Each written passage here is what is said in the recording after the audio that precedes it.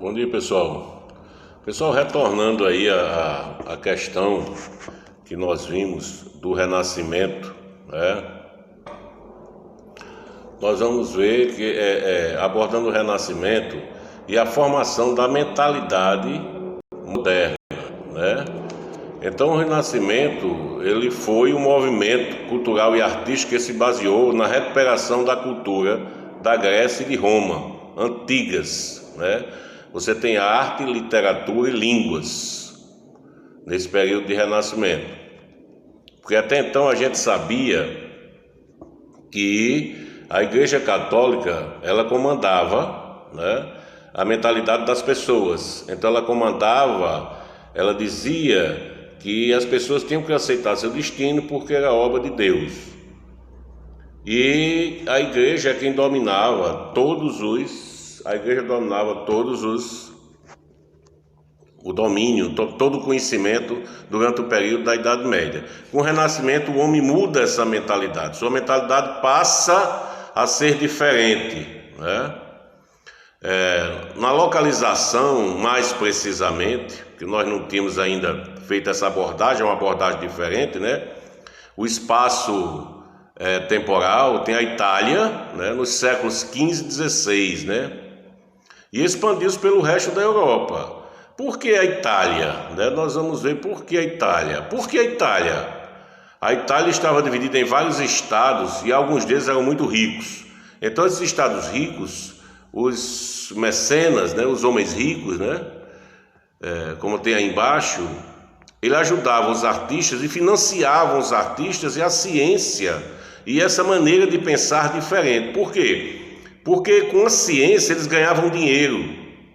Esse modo de pensar diferente facilitava a questão do lucro, a questão dos negócios, a questão da expansão do capital, tá certo?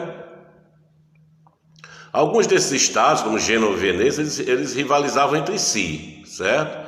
Mas não chegavam às vias de fato. Era uma rivalidade cultural e científica, né? Então você tem a abundância de vestígios romanos e gregos que serviam de modelo aos artistas que você tinha na Itália, né? Principalmente na Itália.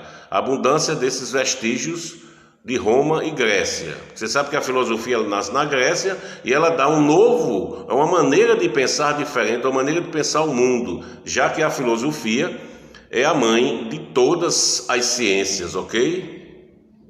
Então as características, Deus escolheu o homem e colocando no centro do mundo disse-lhe: és tu que segundo os teus desejos e o teu discernimento podes escolher. Ou seja, o homem poderia modificar seu próprio destino. Não era mais a igreja que definia o destino do homem, e sim ele próprio, tá certo?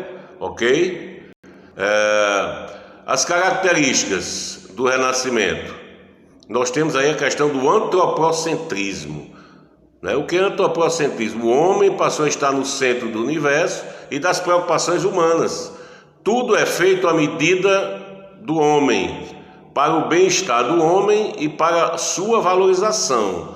Ou seja, o homem poderia mudar o destino em que se encontrava. Não mais ele precisava de se confessar com o padre, né?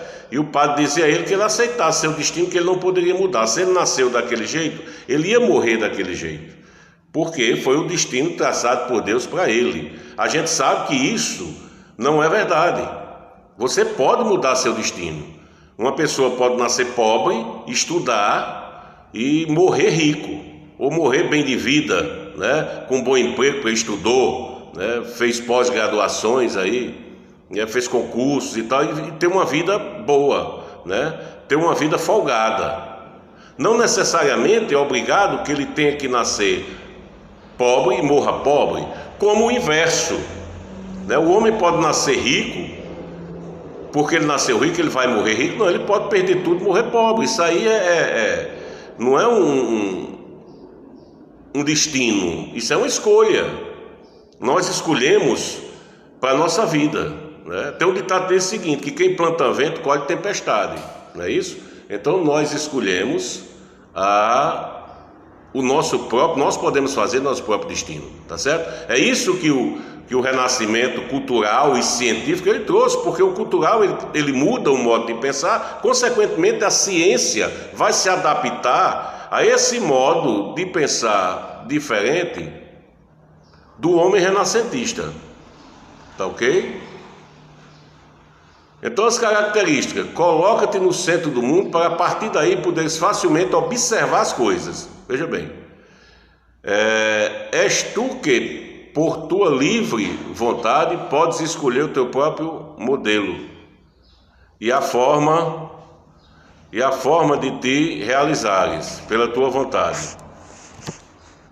Pode descer as formas degradáveis de vida, que são animais, né? Pela tua vontade, conseguirás alcançar as formas mais elevadas que são divinas.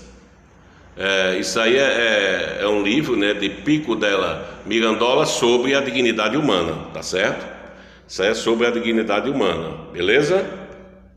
Tranquilo? Isso é as características do renascimento, ou seja, coloca-te no centro do mundo para que daí pudesses facilmente observar as coisas. E é a partir daí que se faz ciências, observando, observação e experimentação. Eu observo o que acontece e experimento para saber como eu resolvo aquilo. Tudo no mundo tem uma razão de ser. Nada é sem razão. Tudo que acontece no mundo existe uma razão. Os fenômenos da natureza, as doenças, tudo tem uma razão. Então é necessário nós observarmos esses fenômenos, observarmos essas coisas que acontecem, para que, utilizando a inteligência e a ciência, nós possamos resolver esse determinado problema. Acontece o que hoje? Acontece hoje com essa pandemia do coronavírus. O que os cientistas observam o comportamento do vírus e a partir daí eles vão procurar produzir vacinas para combater aquele vírus. Mas existe a observação, depois existe a experimentação em laboratório, a experimentação em seres humanos, até um produto final, que seria a vacina, tá certo? Tudo em ciência, ela vai ocorrer desta forma. O Renascimento, ele trouxe esse novo pensar do homem, tá certo? Ele trouxe essa nova maneira do homem ver o mundo, do homem se situar no mundo, né?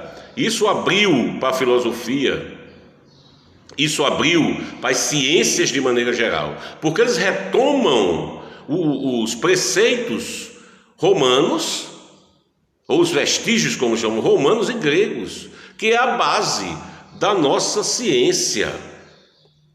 A filosofia é a mãe de todas as ciências, principalmente a filosofia grega, tá certo? Dos romanos, nós herdamos principalmente o chamado Corpus Juris Civilis, né? Corpo de Direito Civil do Império Romano, da República, né? E essas leis romanas, até hoje, nós copiamos. Evidentemente que à medida que o tempo passa, as leis elas têm que se modificarem, elas têm que se adaptarem aos tempos atuais, tá certo? Mas isso não quer dizer de maneira nenhuma, né, que o que foi criado durante a civilização romana e a civilização grega tenha ficado para trás. Não, nos dá contribuição até hoje, tá certo? O individualismo é outra característica. Quer dizer, o homem tem capacidade de escolher e decidir por si próprio, para pensar por si próprio e passar a valorizar-se e a acreditar em suas capacidades, tá ok? Beleza?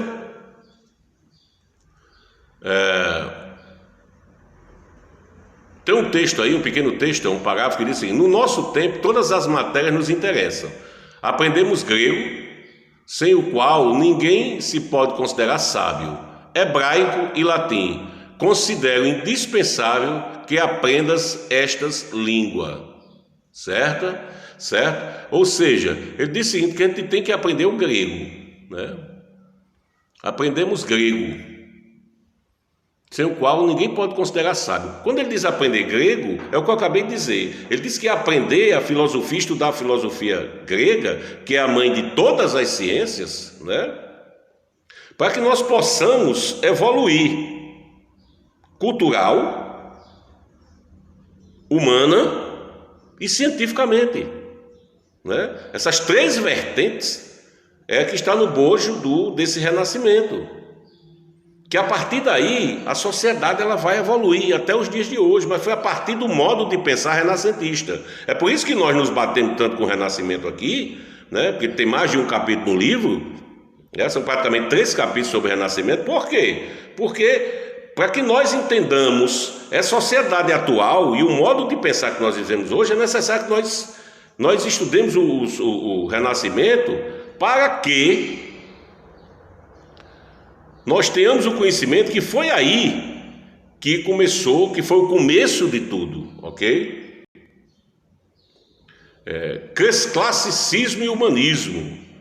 Gosto pela cultura clássica, ó, cultura clássica é a cultura grego-romana, né? Pelos pensadores clássicos, pela arte e pela literatura clássica, pelos valores clássicos que valorizam o homem, porque na filosofia grega o homem ele é bastante valorizado. É a partir daí que todas as coisas se realizam, tá certo? Né? Então, quanto à natureza, olha aí, o que diz aqui? Quanto à natureza, quero que a estudes cuidadosamente. Deves conhecer os peixes que enchem os mares e as aves que voam no céu, as árvores de todas as florestas e as ervas de todos os campos, os metais ocultos no ventre da terra e as pedras preciosas de todos os continentes. Depois, mais cuidadosamente ainda, estuda os livros dos médicos gregos, árabes e latinos e, através da prática da anatomia, procura conhecer esse outro mundo que é o homem. Olha só que coisa linda aí que a gente tem, olha, né? De Rabelais, né? Cartas de Gargantua e Pantagruel, né? Isso é um filósofo, né? Então é necessário, diz que é necessário que nós estudemos a natureza, observemos a natureza, observemos a terra em cima e embaixo dela, né?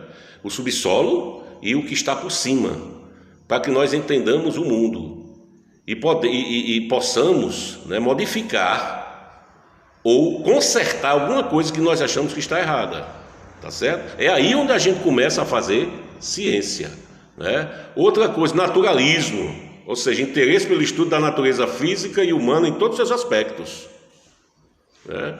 A partir do momento que nós começamos a entender a natureza, muita coisa a gente pode extrair dela.